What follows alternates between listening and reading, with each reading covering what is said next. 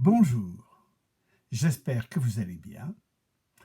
Et aujourd'hui, bien, je vais vous lire une histoire qui s'appelle Chrysanthème.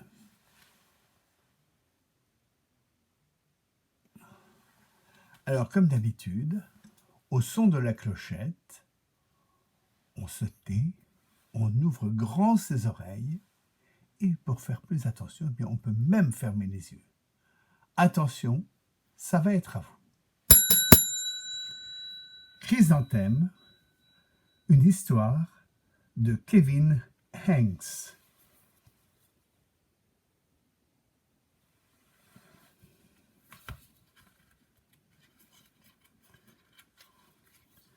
Le jour de sa naissance fut le jour le plus heureux de la vie de ses parents. « Elle est parfaite, dit sa mère. « Absolument, dit son père. Et elle l'était. Elle était absolument parfaite.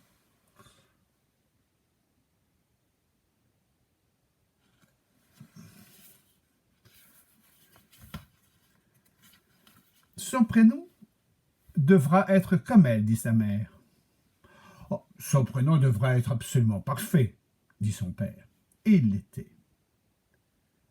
Chrysanthème. Ses parents l'appelèrent Chrysanthème.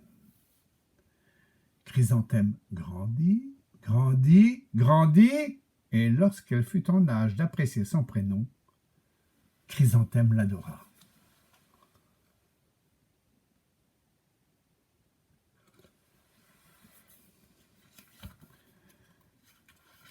Elle aimait l'entendre quand sa maman la réveillait. Elle aimait l'entendre quand son papa l'appelait pour le dîner. Elle aimait l'entendre quand elle se le chuchotait devant la glace de la salle de bain. Chrysanthème, chrysanthème, chrysanthème. Chrysanthème aimait le voir écrit à l'encre sur une enveloppe. Elle aimait le voir écrit en sucre sur son gâteau d'anniversaire. Et elle aimait le voir écrit par elle avec son gros crayon orange. Chrysanthème, chrysanthème, chrysanthème.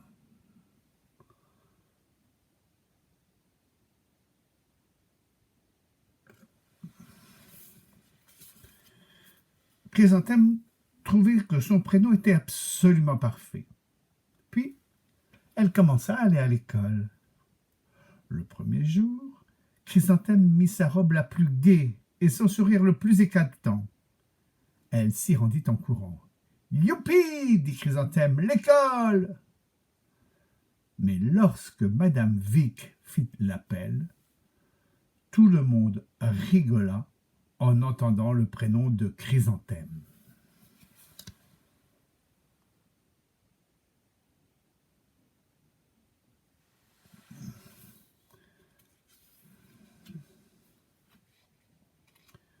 « Oh, il est tellement long, dit Jo.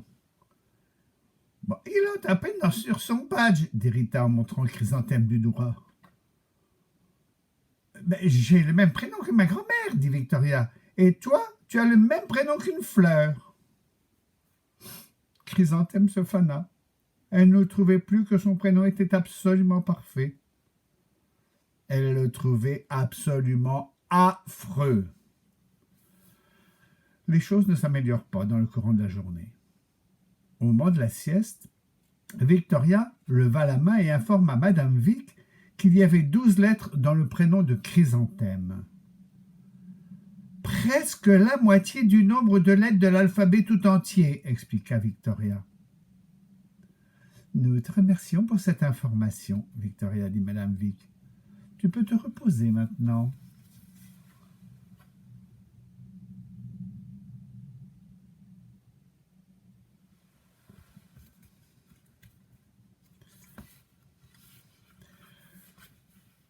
Si j'avais un prénom comme le tien, je le changerais, dit Victoria, alors que les enfants se mettaient en rang pour partir. Je le voudrais bien, pensa Chrysanthème toute malheureuse. Chérie, dit sa maman. Chérie, dit son papa. L'école n'est pas un endroit pour moi, dit Chrysanthème. Mon prénom est trop long, il rentre à peine sur mon badge. Et j'ai le même prénom qu'une fleur. Oh, peu, dit sa maman. Ton prénom est superbe. Oui, précieux et intéressant et fascinant et attachant, dit papa. Tout comme toi, dit sa maman. Absolument parfait, dit son papa.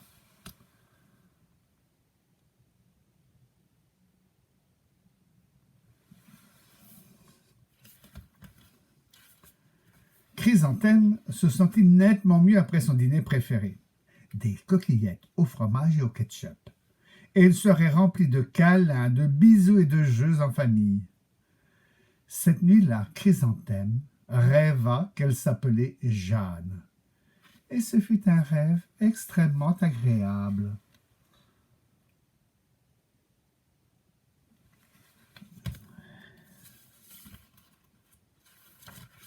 Le lendemain, Chrysanthème mit sa robe la plus douillette. Elle marcha jusqu'à l'école aussi lentement que possible en traînant les pieds. Chrysanthème, Chrysanthème, Chrysanthème, écrivit-elle. Oh, elle ressemble même à une fleur, dit Victoria, tandis que Chrysanthème entrait dans la cour de récréation. Ah ah, allons l'accueillir, dit Rita en la montrant du doigt. Elle a l'air niflée, dit Joe. Chrysanthème se fana. Elle ne trouvait plus que son prénom était absolument parfait. Elle le trouvait absolument affreux.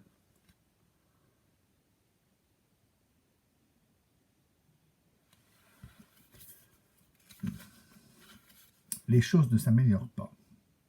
Dans le courant de la journée, au moment de la sieste, Victoria leva la main et dit « Un chrysanthème est une fleur. Il pousse dans un jardin avec des vers de terre et d'autres choses dégoûtantes. » Nous te remercions de cette information, Victoria, dit Madame Vic.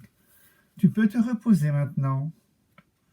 Oh, mais je n'arrive pas à croire qu'on puisse avoir un tel prénom, dit Victoria, alors que les enfants se mettaient en rang pour partir.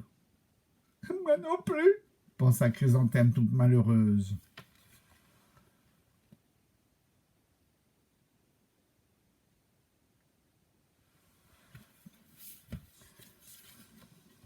Chérie, dit sa maman. Chérie, dit son papa. L'école n'est pas à l'endroit pour moi, dit Chrysanthème. Ils ont dit que je ressemblais même à une fleur. Ils ont fait semblant de me cueillir et de me renifler. Oh, peu, dit sa maman. Ils sont tout simplement jaloux. Et envieux et hargneux et insatisfaits et acariâtres, dit son papa. Qui ne serait pas jaloux d'un prénom tel que le tien, dit sa maman. Après tout, il est absolument parfait, dit son papa. Chrysanthème se sentit un tout petit peu mieux après son dessert préféré, un gâteau au chocolat. Et une soirée remplie de câlins, de bisous et de jeux en famille.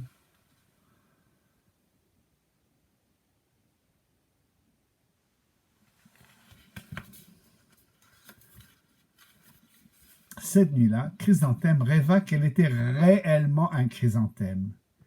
Il lui poussait des feuilles et des pétales. Victoria l'accueillait et lui enlevait les pétales un à un jusqu'à ce qu'il ne reste plus qu'une tige maigrichonne. Chrysanthème n'avait jamais encore fait un tel cauchemar. Le lendemain, Chrysanthème mit son ensemble à 7 poches. Elle remplit les poches de ses objets préférés et de ses porte-bonheur. Chrysanthème se rendit à l'école par le chemin le plus long possible. Elle s'arrêta et regarda chaque fleur. Chrysanthème, Chrysanthème, Chrysanthème, semblaient dire les fleurs.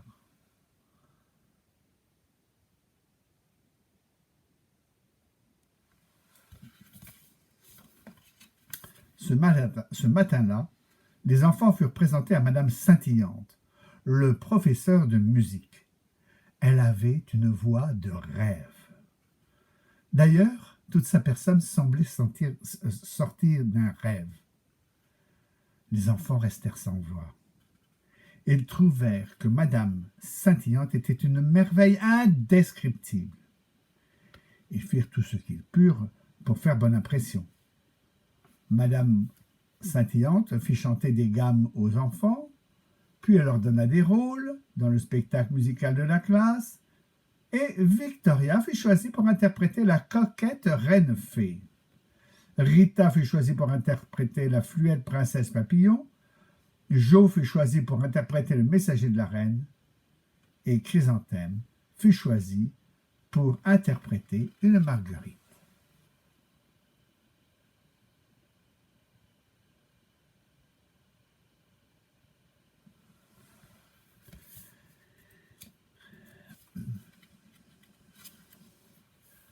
Chrysanthème est une marguerite, Chrysanthème est une marguerite, chantèrent Jo, Rita et Victoria qui trouvaient cela extrêmement drôle.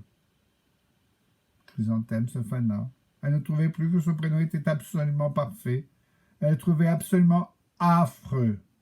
« Mais qu'y a-t-il de si comique ?» demanda Madame Saint-Hyacinthe. « Chrysanthème, fut la réponse. Son prénom est si long, dit Jo. Il rentre à peine sur son badge, dit Rita en montrant Chrysanthème du doigt. J'ai le même prénom que ma grand-mère, dit Victoria. Elle a le même prénom qu'une fleur.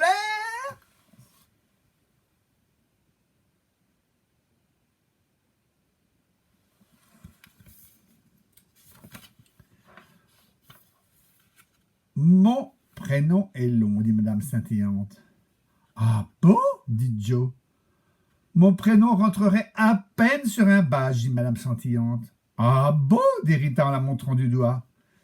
Et dit Madame Saint-Hyacinthe, j'ai le même prénom qu'une fleur, moi aussi. Ah bon, dit Victoria. Oui, dit Madame Saint-Hyacinthe. Je m'appelle Delphinium.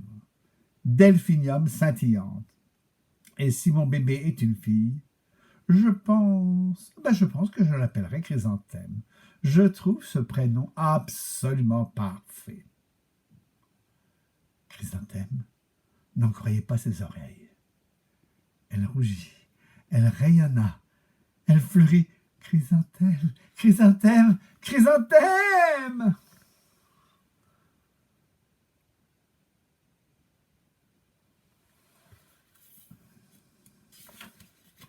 Jo, Rita et Victoria regardèrent Chrysanthème avec envie. « Appelez-moi Jacinthe, dit Jo. « Et moi je suis Anémone, dit Rita en se montrant du doigt. « Je m'appelle Bégonia, dit Victoria. » Chrysanthème ne douta plus que son prénom était absolument parfait. Elle le savait.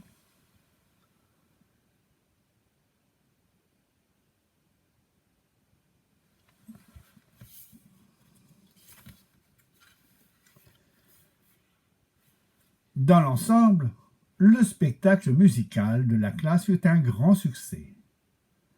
Chrysanthème fut une marguerite absolument parfaite. Victoria ne fit qu'une erreur. Elle oublia complètement ses répliques de coquette reine fée. Chrysanthème trouva cela absolument drôle. Elle rigola tout au long de la danse des fleurs. Madame Saint-Hyacinthe finit par donner naissance à une belle petite fille. Et bien évidemment, elle l'appela Chrysanthème.